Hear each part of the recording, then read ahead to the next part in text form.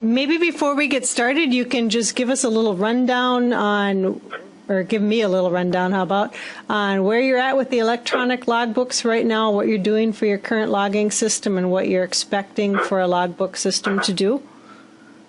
Okay, currently we're just exploring options for eventually maybe 3 different functions that we have in this dispatch group. Currently we have a transmission desk which handles transmission issues, and they use basically a Word document to do their daily logs as they go through their shift, to log any changes in the situation or settings or anything like that. They log this via a Word document. The problem is we get all these Word documents out there, and it makes it kind of a challenge to find records when we need to go back and search for a specific issue. So that's one possible entity. Also on the distribution side, we have, not only do we have hard copy books, but we also have a Word document as well. And we actually have 3 logbooks on that desk, and they basically contain the general information that we need. Between the 3 different logbooks are in various levels of detail. And so trying to reduce that duplication of effort is one interest that we have. And then Joe Taylor's on the line, and he is the Mid-Sea, Mid-Columbia coordinator, and they have a logbook as well that logs conditions during the shift of these dispatchers as well. So. Okay, so you have a mix of electronic and manual, it sounds like. Correct. All right. And is this more than one facility? Is this a couple of different facilities? Generally, the dispatch office is at one location. Access to this database or SQL database, whatever it is, would be needed from a remote location as well. Okay. Does so the remote location is not on your wide area network? Yes, it would be. I mean, right? It would be. We go in via Aventail there as well, and we'd be on the same network. Yes. So I think what she was asking is, are we the same facility? Is there's just really one location as dispatch, and there's within that dispatch area there's at least 2 groups of people that would be using the same logbook via the same network. Okay. All right. That sounds right, Will, to you? Yes, that sounds good. All right, what I'm trying to figure out if this is a single installation and we divide you up by security groups, or if it's multiple installations. That'll make me tell you about this a little bit differently. So I think I got it. So are we ready to get started then?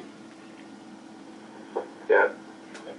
All right, let's do it. So if you guys have questions throughout this, please stop me and ask your questions, because otherwise I'll just kind of rip right through it, okay? So you see eLogger is up on the screen, and you see a series of tabs across the top of the application, and those tabs are controlled by security, and we typically use Active Directory. We just piggyback on top of Active Directory security, and the only thing that determines is A, whether or not you have access, and B, whether or not you're a system administrator. So in your system, you would have very few users who would be system administrator.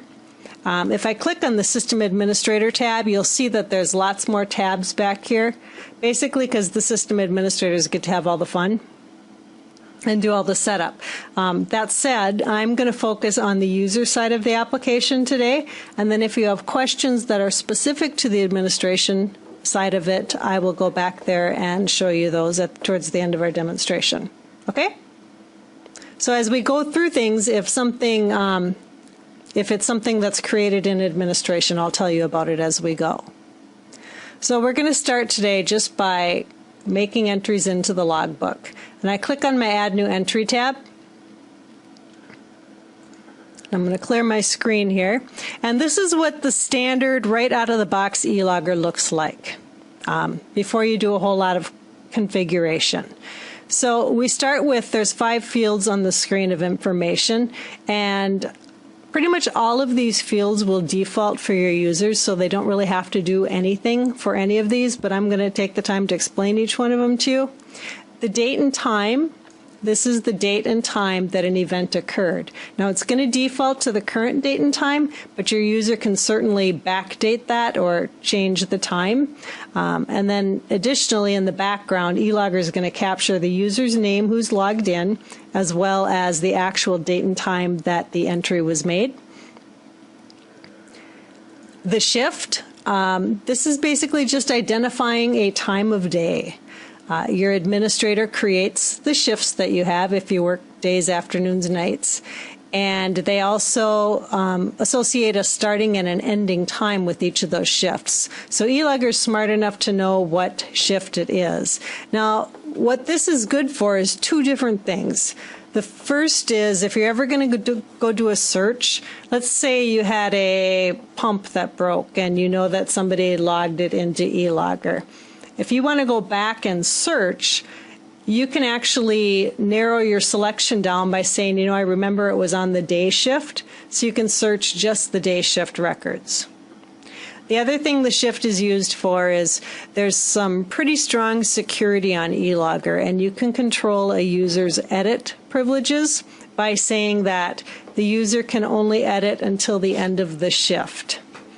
So by you defining what the start and the end date or the end time that corresponds with each shift, that determines how long the user can edit a record. And we'll talk a little bit more about that in just a little bit. Crew is a way of identifying a group of employees.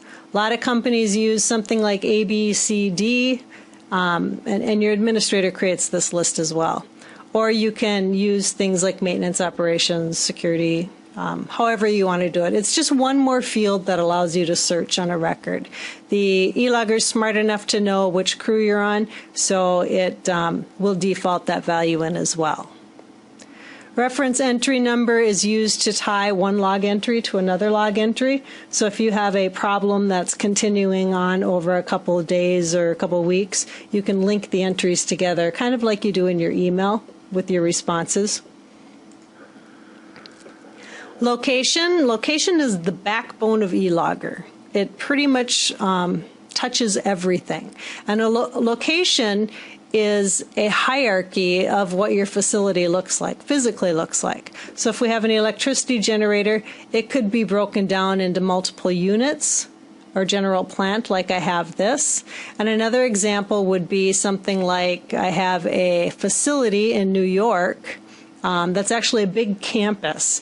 And it's broken down into the buildings that are on the campus. And then each building is broken down into the floors. And the floors can be broken down into rooms, etc. But the important thing to remember about locations is you build it to match your facilities. And you can use it to control security to the applications. So you talked about your distribution center and you said there were a couple of groups in there. If you build that into your hierarchy, you can give one group access to create log entries and edit log entries for the area that they're responsible for. And the other group, you can give access to only view those entries. So you can mix and match based on how you build this location hierarchy. So once I choose my location, the screen is going to change up a little bit. And what it's doing now is it's saying, okay, you've picked your location. What category of information are you trying to record? And your administrator defines these as well. And the best way to come up with this list of categories, or logs as we call them, is to go through your manual logbooks and your Word documents and in the margins start writing down what category they would pertain to. And these are some common ones that are used in the electricity generation industry. And there's many, many, many more that we have different clients using in different types of operations. But these are just some fairly common ones. But again, you create your own list. So for me to make an entry, I simply put a check mark in the one I want to make an entry for. In this case, it's communications. And I type my log entry. How about there's a...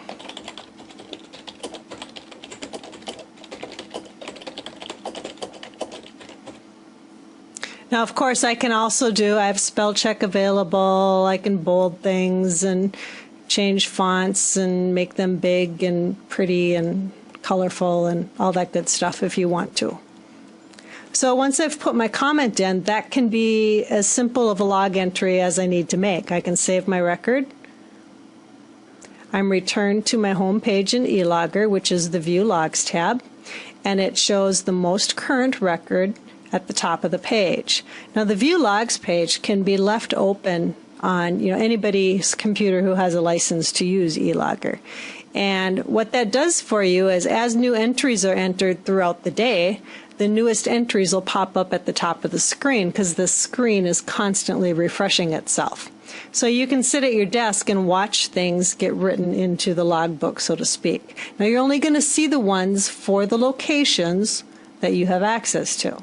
So one person's screen might look a little bit different than somebody else's. Okay, everybody following me so far? Yes.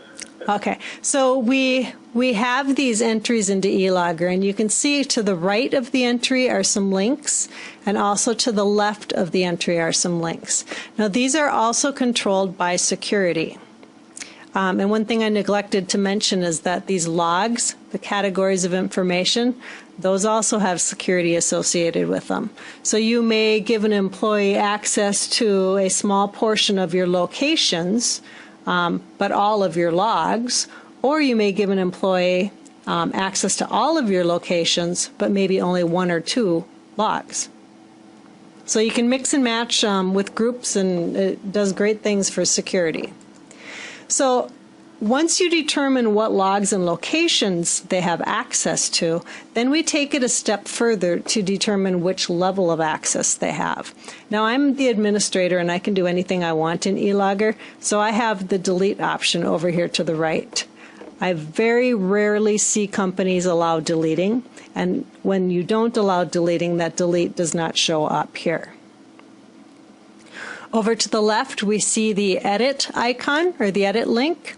And to be honest, in your industry, I very rarely see edit privileges being allowed. However, let me just say this. If you do allow edits, there's several different ways of allowing edits. You can allow a user to edit everybody's records or just edit their own records. Or you can put time limits on those edits, whereas they can maybe create or they can edit records for 10 minutes after they create it, or maybe a half hour after the shift ends, or for 1 week after the entry is made. And if you do allow the edits, over here on the right is a link that says audit. That is a complete audit trail. It shows who made the entry, who changed it, what the value was before, what the current value is, the name of the person, the date, and the time they made the change. So no secrets in eLogger. Everything's recorded and it's available on the audit report. The next level up in the security hierarchy is the ability to actually create an entry. If you have the ability to create an entry, when you click on Add New Entry, the locations that you have availability in will be displayed. If you don't have access to a specific location, you don't have the option of making an entry there. If you do have Add New Entry privileges on the location, you'll also have the ability to copy a record. And a copy is exactly what it says. It takes a copy of the existing record. The only things that are changed are the date and the time of the entry and the person's name who's making the entry or who's performing the copy. The next level up is append, and this is kind of nice if you don't allow edits. Well, it's nice if you do allow edits too, but all append does is it allows you to add a note to an existing entry. So if you don't have edit privileges, it's maintaining the integrity of the original entry, as you can see at the top of the screen. That's not editable. And I can add my notes down here in the comments section.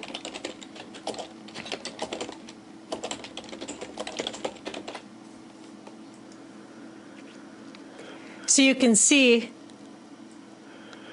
my question, my user ID, the date and the time that I appended this entry. And people can go back and forth with appended entries. There's no limit as to how many appended entries you can make, and they will live with this record for the life of the record.